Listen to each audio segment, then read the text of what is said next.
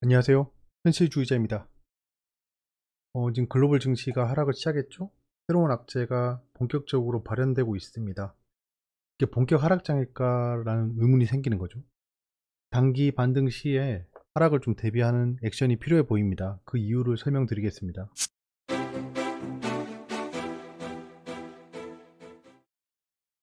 자, 외신입니다. 일단 월스트리트이 떨어지고 있다라는 겁니다. 컨스런 우려하는 게 있다죠. 오버 위크 리테일 데이터. 자, 소매 데이터가 별로 좋지 않게 나왔답니다. 거기에 델타 변이가 확산되고 있다. 저건 악재가 아니고요. 일단은 지금 시장 분위기가 별로 좋지 않다는 겁니다. 경제 지표가 별로 좋지 않다는 거죠. 주차 영상에서 같이 알아보셨다시피 경제 지표는 별로 좋지 않습니다. 리테일 세일 데이터가 드랍하고 있다라는 똑같은 뉴스고요. 그다음 차이나에 대한 얘기가 나오고 있습니다. 차이나가 지금 unfair competition, 자, 불공정 거래에 대해서 룰과 함께 제재하고 있다는 겁니다. 좀 더 강하게 기술주들을 제재할 모양이에요. 이러면 중국 증시가 별로 안 좋겠죠. 오일 프라이스가 스테디하다. 의미 없고요. 지금 아프간에 대한 이슈도 있고 중국의 리테일 데이터, 그다음에 생산 데이터가 별로 좋지 않게 나왔기 때문에 원유에 대한 수요가 줄 거다. 근데 오펙 플러스는 원유에 대한 공급량을 늘리겠다 이런 얘기를 했죠. 엇박자가 나버렸습니다. 그래서 그 원유 가격은 떨어질 수밖에 없다라는 건 우리가 다 알고 있었고요. 달러가 올라가고 있답니다. 달러는 안전자산이다. 예, 안전자산으로 좀 돈이 몰리고 있다라는 겁니다. 그 이유는 뭐 아프가니스탄이랑 뭐 델타 변이 확산에 대한 우려라는데 델타 변이 확산은 제껴두고요. 예, 아프간 이슈가 발발했다라는 겁니다. 내신입니다. 때됐다. 빅쇼트 마이클 버리. 이분이 얘기를 했는데 여기 뒤에서 얘기하시죠.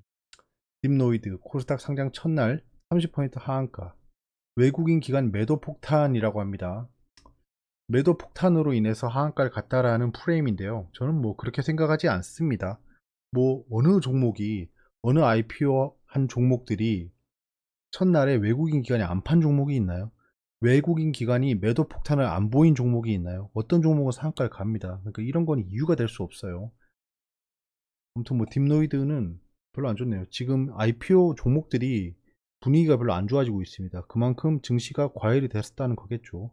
이제는 증시 주변 자금이 늘어나는 속도가 좀 줄 것 같습니다. 왜냐, 쿼터 좁아야 지금 안 오른다 이거잖아요. 증시 불안 조정, 제한적 엇갈리는 전망. 예, 이제 슬슬 의견이 갈리고 있다는 겁니다. 어차피 못 맞춘 애들인데 못 맞춘 애들이 이제 의견까지 갈리고 있다는 거예요. 한마디로 아사리판이란 겁니다. 자, 보시면 뭐 이경민 대신증권 연구원, 저분은 정말 자주 등장하죠. 글로벌 경기 개선세가 유효한 상황에서 국내 코로나19 상황이 진정되고 불안 심리가 완화되면 원화가 강세로 반전하면서 코스피가 빠르게 정상화될 것. 자, 이경민 대신증권 연구원께서는 상승을 점치고 있습니다. 단기 조정이다 라는 스탠스죠.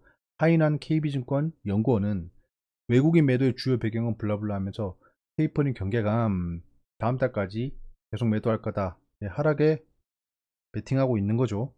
그럼 뭐 보이는 거죠. 뭐 대신증권이란 그 투자증권 회사는 아직 많이 가지고 있고 KB증권은 팔 만큼 팔았고 쇼트를 치고 있다는 게 보이죠. 정말 재밌는 거죠. 이렇게 대치를 시켜야 됩니다. 두 분 중에 한 분은 무조건 틀립니다. 예. 이런 거는 박제를 해야겠죠. 삼성 하이닉스 매도 외쳤던 CLSA 홍콩계죠. 일주일 만에 사라. 주가 너무 떨어졌다. 이거 참나 무슨 뭐 예, 아수라 백작도 아니고 어떤 내용인지 볼까요? 삼성전자와 SK하이닉스에 대한 목표 주가를 일주일 만에 또 하향 조정해서 84,000원, 삼성전자 84,000원, 지금 74,000원 되죠. 하이닉스는 114,000원, 지금 10만원이죠. 하향했다라고 합니다. 이거 제가 예전에 설명드린 적 있는데 증권사가 하향 리포트를 한 가격이 있잖아요. 그러면 이거를 반대로 생각해 보면 됩니다. 수학적으로 치환을 해보면 자, 목표 주가 하향했다. 만약에 8만원이라고 해요. 그래서 사람들이 오이씨 망했다 이 종목 이거 안 좋구만 하고 다 팔아요. 팔아서 8만원 밑으로 떨어져요. 그러면 이 증권사는 목표 주가 하향 8만원이라고 했는데 8만원 밑으로 떨어졌다는 건 얘들이 생각한 가격보다 더 떨어졌다는 거잖아요. 지금 그 얘기를 하고 있는 겁니다. 그러니까 CLSA가 아수라 백작처럼 보이지만 굉장히 합리적인 예측을 하고 있다고 보여집니다. 외국인 팔자의 코스닥도 2.8% 급락, 원화값이 11개월 만에 최저다. 이것도 2번이랑 똑같습니다. 외국인이 안 판 날이 있나요, 최근에? 외국인이 판다고 떨어지고, 외국인이 산다고 올라가고, 그런 시장 스탠스로 접근하면 정말 피를 봅니다. 그것도 결과론에 입각한 얘기고요. 뭐 다른 거 없습니다. 매수세가 실종한 겁니다. 원래 외국인이 파는 건 계속 팔았고요. 그 그거를 받쳐내는 매수세였던 뭐 개인 투자자나 기관, 금융 투자가 단기적으로 투자를 많이 하죠. 그런 것들이 실종됐다는 겁니다. 악재 때문에 살 이유가 없는 거죠. 경제 지표를 보시면 지금 근원 소매 판매가 별로 안 좋게 나왔죠. 영국이 수치가 좋게 나온 건 여기서 논외인 것 같습니다. 이제 파월 의장이 연설을 합니다. 내일 저녁부터는 좀 분위기가 바뀔 수 있다는 겁니다. 이 상황에서 뭐 파월 의장이 나와서 어우 테이퍼링 할 거다 이런 얘기는 하지 않겠죠.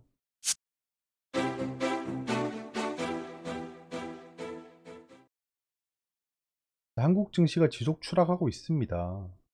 지금 보시면 그 일봉인데요. 이게 코스피고 코스닥이죠.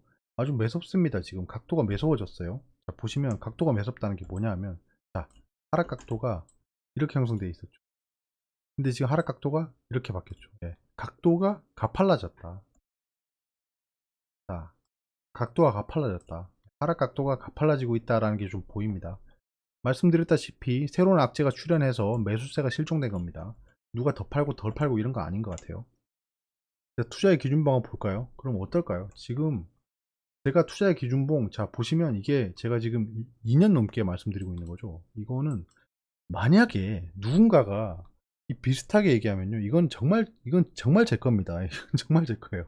네, 이 파워포인트에 네모 상자로 다 그린 겁니다. 이거는 특허를 출원할 수 있으면 특허를 출원하고 싶지만 뭐 아쉽고요. 아무튼 뭐 보시면 이런 게 형성되는 거죠. 이런 게. 근데 지금 현재 캔들이 어떻게 형성됐냐? 자 보시면 그 전날에 밑꼬리를 달았죠. 그 전날 밑꼬리를 달았죠. 그 밑꼬리를 잠식하는 음봉이 발생했죠. 둘 다.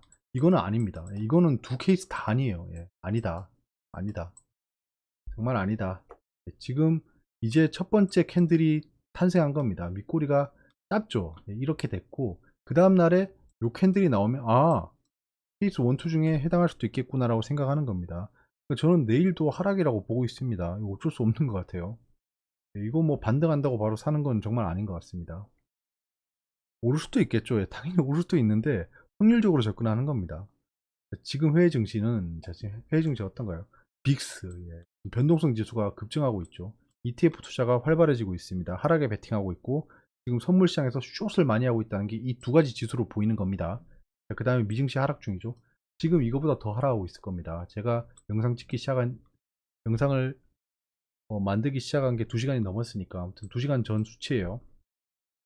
다우존스도 떨어지고 있고 나스닥도 떨어지고 있고 그렇죠. 예, 한국은 2.2% 떨어지고 있고 근데 지금 화이자가 기록 최고 수준 기록했고 길리어 사이언스의 연중 최고가 지금 바이오 종목들은 다 상승 중이에요.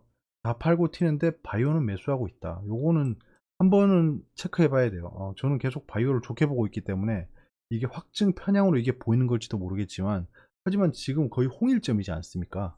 예. 이게 거의 뭐 보라색 소가 온다는 책 있잖아요. 예, 보라색 소 같은 느낌이고요. 그리고 한 가지 좀 눈에 띄는 게 벨로다인 라이다라는 업체가 있습니다. 얘들은 페이퍼 컴퍼니로 흡수합병한 기업인데 얘들이 자율주행 전기차입니다. 저희가 안 가지고 있습니다. 예, 안 가지고 있어요. 네, 뭐 금감원에 신고해 보세요. 저 안 가지고 있습니다. 그래서 제가 계속 보고 있는 업체인데 얘가 신저가를 계속 기록하고 있네요. 좀 지켜보려고 합니다. 계속 뭐 언제 살진 몰라요. 그냥 좀 관심 있게 보고 있는 종목 중에 하나다. 자 그리고 저 뒤에 있는 저 사진도 있죠. 예. 지금 아프가니스탄이 난립니다. 예, 저 지금 미군 수송기 타려고 난리치고 있는 거예요. 진짜 힘든 상황입니다. 저분들 정말 힘들 겁니다. 아이고 그러네요 마음이. 자 그래서 지금 악재를 보면 경기 회복이 예상보다 느리다. 탈레반이 아프가니스탄에 리스크가 발생했다. 델타 변이가 확산된다. 이 세 가지 악재가 지금 시장을 좀 잠식하고 있습니다. 이 세 가지가 있다. 그러면 반대로 또 뒤집어 보면 이 세 가지가 해소되면 시장이 다시 상승할 수 있다는 거예요. 근데 탈레반이 언제 돌아설지 모르는 거죠. 이 사태가. 그리고 유튜브에 종목 운세 보는 무속인까지 등장했다 합니다. 예, 시장이 정말 만만치 않은 거죠. 예, 이제 사람들이 저런 걸 보기 시작하는 겁니다. 아이고 그냥 굳이나 한판 해볼까 약간 이러는 거죠. 이게 말세가 왔음이 좀 느껴집니다. 보통 말세가 되면 이 토테미즘 막 샤머니즘 이런 게 막 성행하잖아요. 예, 이게 뭐 예로부터 나라가 망할 때 그런 일이 많이 발생합니다. 조선 말기를 보면 그런 일이 되게 많았죠. 단기 반등 시에 현금화를 좀 고려하고 있습니다. 인버스를 살 예정인 건 말씀드렸죠. 제가 코로나 폭락 이후 예전에는 현금화 되게 많이 했죠. 저는 단기 트레이딩밖에 안 했으니까요. 근데 코로나 폭락 이후에 제가 지금 처음으로 현금화라는 단어를 꺼냈습니다. 그때 2020년 3월에 폭락한 이후에 잠깐 반등했잖아요. 반등했을 때 저는 몰랐는데 사람들이 저한테 말씀해 주신 걸 보니까 전부 다 현금화라고 있습니다. 그 사람들 지금 뭐 하고 있죠? 예. 그때 저는 현금화 절대 하면 안 된다고 했어요. 예, 그런 판단은 제가 옳았습니다. 확실하게. 그때 뭐 제가 또 토테미즘처럼 현금화는 뭐 아니고 내가 동전을 던져보니 현금화가 아니었다 이런 얘기가 아니었잖아요. 지금은 현금화를 좀 고려하고 있습니다. 제가 현금화할 종목이 많이 없어요. 중장기 종목이 많아서. 제가 현금화를 한다는 건 중장기 종목을 청산하기 시작했다는 겁니다. 그건 굉장히 저한테 큰 결정이고요. 뭐 단기나 그 중기도 아니고 단기 스윙 정도로 들어간 것들을 현금화 하겠죠. 아무튼 인버스를 좀 매수를 고려하고 있습니다. 경기를 극대화해야 되는 타이밍이 됐어요. 단기적으로 그런 겁니다. 저 어차피 시장이 지속 상승한다는 거는 변함이 없습니다. 아직은 그래요. 근데 단기적으로 지금 매수할 만한 이유가 없고 거기에 아프간 이슈가 발생했기 때문에 단기적으로 경계를 해야 된다라고 생각하고 있는 겁니다. 단기적으로 경계예요. 뭐 다 팔고 뛸 타이밍은 저는 아니라고 본다. 제가 틀리면 뭐 제가 망하는 겁니다. 예, 그러니까 저는 제가 투자를 하는 걸 담보로 하면서 말씀드리고 있는 거예요. 그러니까 그 스포츠 경기를 보더라도 그냥 뭐 중계하는 사람들은 네가 이겨라 내가 이겨라 뭐 막 그냥 누가 이기겠죠. 뭐 바둑 그 중계하듯이 하는데 실제 스포츠의 도박사들 배당을 보면 그 굉장히 많이 일치합니다. 왜냐? 그 사람들은 자기들 돈을 걸었거든요. 그 사람들이 실패를 하면 돈을 잃는 겁니다. 그 사람들은 목숨을 걸고 정말 그 총탄을 다 받아가면서 전쟁터에서 싸우고 있는 거예요. 저도 그 중에 한 명입니다. 그래서 저는 제가 분석하는 걸 믿고 투자를 하고 있는 겁니다. 아무튼 뭐 동학개미 분들이 지금 증시에 입성한 지 이제 1년 6개월이 넘었죠. 증시 입성 이후에 시장에 대한 무서움을 좀 맛보고 계실 겁니다. 제가 4달 전이었나요? 그때 말씀드렸잖아요. 이 동학개미 분들이 슬슬 시장에 대한 무서움을 느낄 거라고 했잖아요. 그러니까 지금까지는 정말 쉬운 시장이었어요. 제가 계속 말씀드렸잖아요. 쉬운 시장이었다. 이건 정말 쉬운 시장이었다. 사고 가만히 있으면 올라가잖아요. 뭐 거의 뭐 분수 터지듯이 막 올라갔잖아요. 근데 이제는 오르는 종목만 오르고 그또 극소수예요.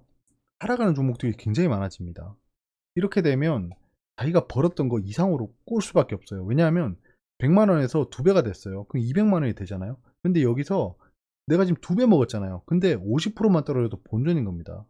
굉장히 오를 때는 복리의 효과라고 하지만 떨어질 때는 복리 효과가 또 있잖아요. 네, 그러니까 그런 걸 좀 잘 생각해 봐야 된다. 지금은 이제는 함부로 투자할 때가 아닙니다. 제가 봤을 때. 산전수전 다 겪은 저도 오늘 같은 시장 보면 짜증납니다, 진짜.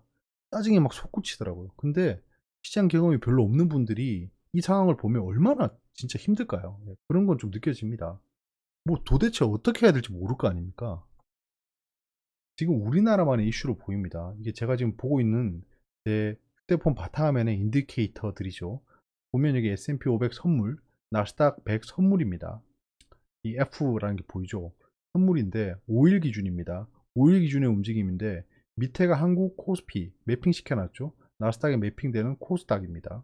그다음에 골드 크루드 오일이 있는데 지금 이거 그냥 딱 봐도 미국이랑 다르게 움직이는 게 보이죠. 네. 하락할 때는 같이 하락하고 올라갈 때는 못 올라가는 게 보입니다. 지금 딱 보이시죠? 여기서 보시면 자, 하락할 때는 같이 하락합니다. 근데 올라갈 때는 같이 못 올라가요. 하락할 때는 하락하고 올라갈 때는 같이 못 올라갑니다. 이게 보이시죠? 그러니까 한국 시장이 지금 현재 펀더멘털이 좋지 않다는 겁니다. 예, 뭐 어떻게든지 좀 예, 뭐 그렇습니다. 예. 뭐 다른 판단은 다 차치하고요. 아무튼 한국만의 이슈입니다. 원화만 봐도 알겠죠. 세계 시장과 따로 놀기 시작했습니다. 오히려 지금 유가랑 같이 가고 있죠. 예. 그러면 결국엔 한국은 유가라는 건가? 그것도 약간 호도가 심한데. 자, 쇼 투자의 대가에 마이클 버리시 아까 기사가 있었죠.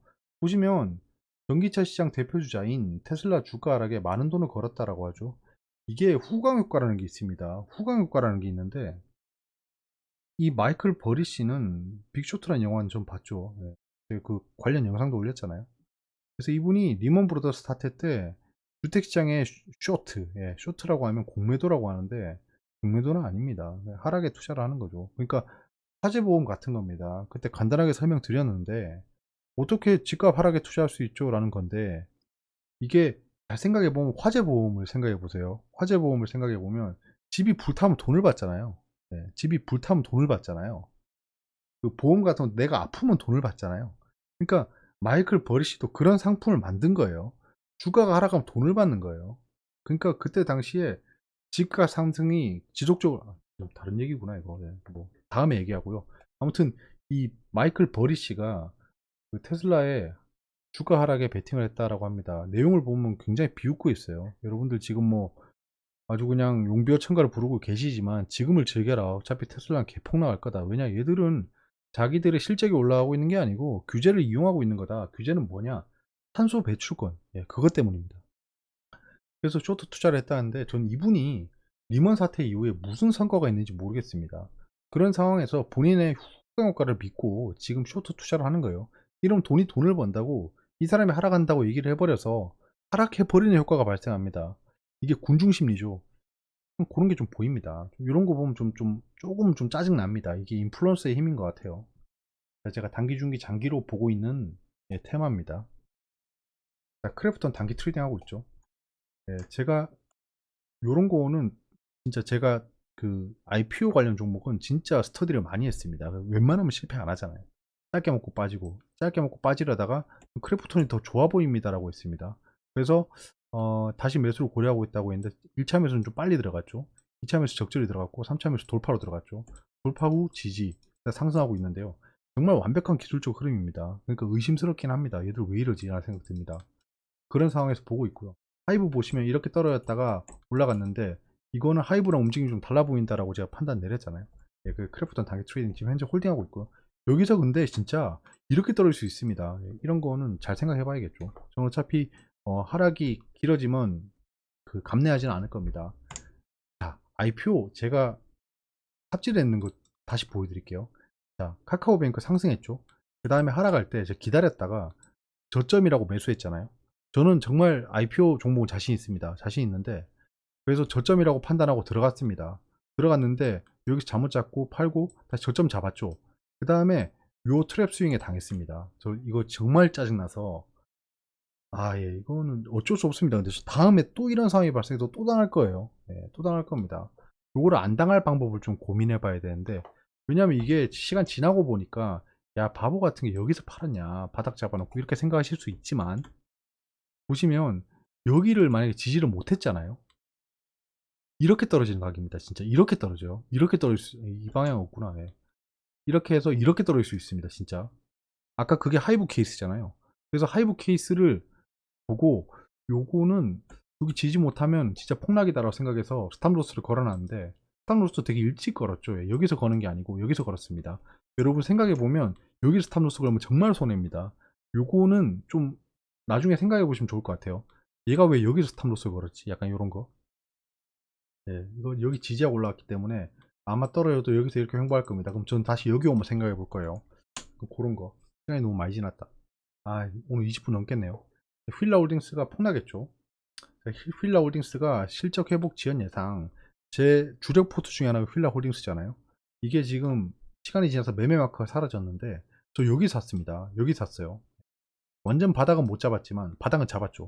바닥은 잡았는데 여기서 매수한 게 아니고 여기서 분할 매수를 시작했죠. 이렇게 분할 매수 시작해서 매수를 했는데 이때까지 백지 잘 올라가다가 그 상승 추세가 꺾였죠. 네, 꺾였습니다. 그리고 여기서 지금 폭락이 나왔어요. 저 오늘 매수 마크 지켰잖아요. 거래량 터졌죠.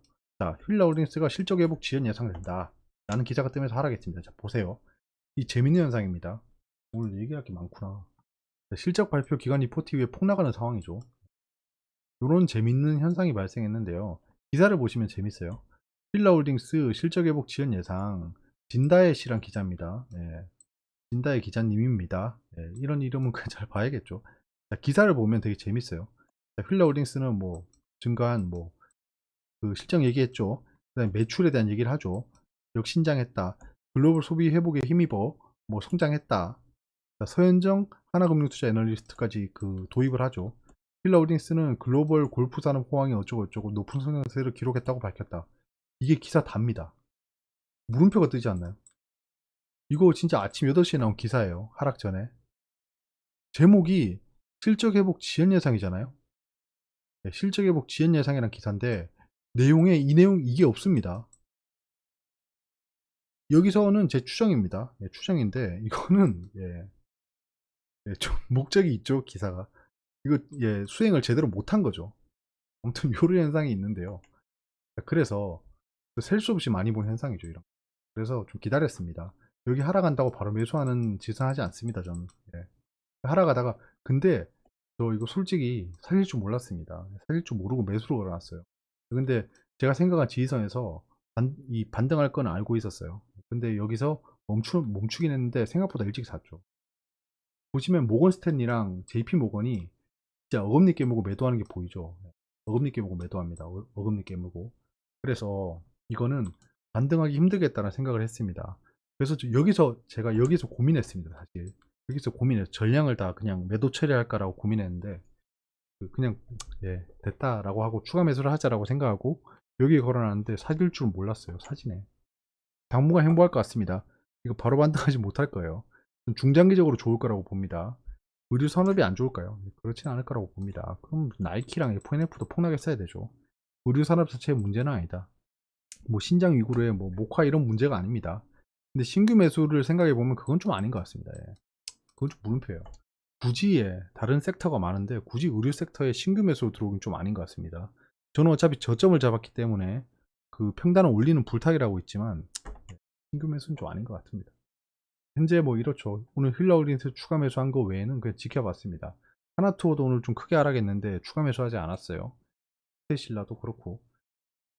뭐 좀 몇 가지 종목들이 지금 그 손해로 바뀌고 있죠. 하지만 대부분 근데 태경 케미컬 이 얘기도 해야 되는데 얘 지금 며칠째 음봉 그리고 있죠. 이게 되게 웃기더라고요. 나중에 설명할게요.